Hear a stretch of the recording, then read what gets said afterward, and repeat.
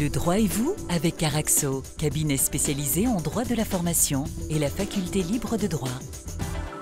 Comme promis, tous les lundis à 13 h, on se retrouve pour votre chronique Le droit et vous. Je vous rappelle, le principe, c'est très simple. Vous avez une question concernant une procédure judiciaire, un besoin d'un conseil. Les professionnels de la faculté libre de droit de Lille et du cabinet Caraxo répondent en direct tous les lundis à 13 h sur notre antenne. Alors aujourd'hui, on s'intéresse au financement des formations professionnelles et pour répondre à toutes nos questions, nous recevons Annabelle Grésillon, consultante, formatrice et directrice associée du cabinet Caraxo. Annabelle, bonjour. Bonjour. Merci d'être avec nous. Alors on va démarrer avec cette première question. Je suis salarié d'une entreprise, je souhaiterais savoir si mon employeur a l'obligation de financer mes actions de formation. Alors, concernant l'employeur, il a une obligation de participer au financement de la formation. Pour autant, il n'est pas obligé de financer en tant que tel une formation qu'un salarié lui demanderait. Donc il faut l'acceptation de l'employeur. Si l'employeur n'accepte pas, on ne peut pas avoir de financement direct par son employeur. Donc le tout, c'est de voir si l'employeur a construit son plan de formation et a prévu l'action de formation. Dans ces cas, tout sera pris en charge. Donc pas d'obligation, mais si jamais l'employeur est d'accord, on financera l'action de formation. Et donc, si l'employeur est d'accord et me finance ma formation, quels sont les frais qui sont pris en charge et est-ce que mon salaire est maintenu pendant toute la durée de la formation? Alors ça, c'est la principale question, le salaire. Donc, lorsque l'on part en formation, il y a différents frais, différents coûts pour l'employeur. Il y a les frais de formation, donc l'inscription, les coûts pédagogiques, donc tout ce que l'on va payer à l'organisme de formation. Il y a la partie salaire, puisqu'on part en formation pendant ses heures de travail. Et il y a tout ce qui est frais annexes, donc du déplacement, de l'hébergement, voire même de l'accompagnement pour des personnes handicapées. À partir de ce moment-là, si l'employeur a accepté l'action, on part du principe qu'il accepte la totalité des dépenses formation. Donc il va financer à la fois les coûts pédagogiques, le maintien de salaire et tous les frais annexes attachés à la formation. Il y a quelques petits cas où il ne maintiendra pas la totalité des finances.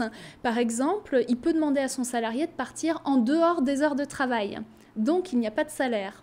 Mais en échange, on lui versera une indemnité qui s'appelle allocation formation. Et donc, pour toutes les heures effectuées en dehors du temps de travail, le salarié percevra 50% de salaire qui équivaut à une indemnité. Alors ici, ma formation ne concerne ni mon employeur et ni mon environnement professionnel. Qui peut alors la financer? Alors la difficulté dans ce cadre-là, c'est que l'employeur ne se sentira pas directement concerné par la demande. Donc il y a de fortes chances qu'il refuse l'action de formation. Dans ces cas-là, le salarié a quand même la possibilité de trouver des financements pour sa formation. Donc deux hypothèses. Si la formation concerne quand même le domaine professionnel, le salarié va pouvoir utiliser un dispositif qui s'appelle le congé individuel de formation.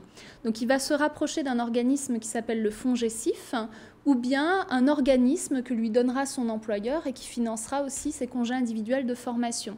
Dans cette hypothèse, il montera un dossier et en fonction de l'acceptation du dossier, il pourra se voir prendre en charge l'action de formation. Si la formation n'a pas d'objectif professionnel, c'est-à-dire si ça ne concerne pas une reconversion, une création d'entreprise ou bien une reprise d'entreprise et que la formation est purement personnelle, par exemple, je veux apprendre à faire de la poterie pour mes loisirs, dans ces cas-là, il devra financer lui-même cette formation. Alors nouvelle question Annabelle, je suis demandeur d'emploi, je souhaiterais savoir auprès de qui je peux demander une formation et quels coûts seront alors pris en charge. Alors le demandeur d'emploi a tout un ensemble de dispositifs qui lui permettent de se former, toujours dans le même principe, dans une logique d'insertion professionnelle. Son principal interlocuteur, c'est Pôle emploi. Donc Pôle emploi a tout un ensemble de dispositifs de formation. Soit on va signer un contrat de travail-formation, par exemple le contrat de professionnalisation ou le contrat d'apprentissage.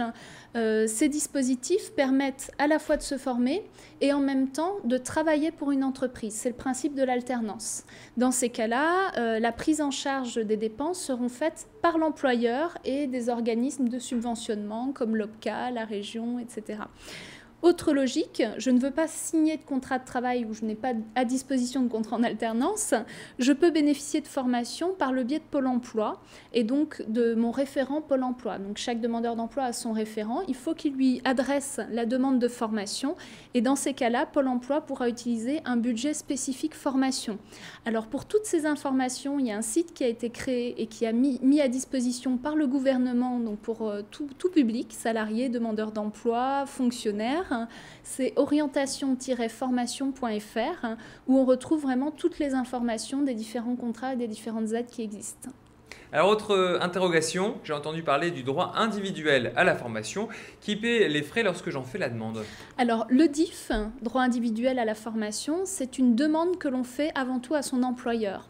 L'employeur peut accepter ou refuser, mais s'il accepte, on part du principe qu'il finance la totalité des coûts. Donc, c'est l'employeur qui le prend en charge. S'il le refuse, le salarié sera obligé de se diriger vers un autre dispositif.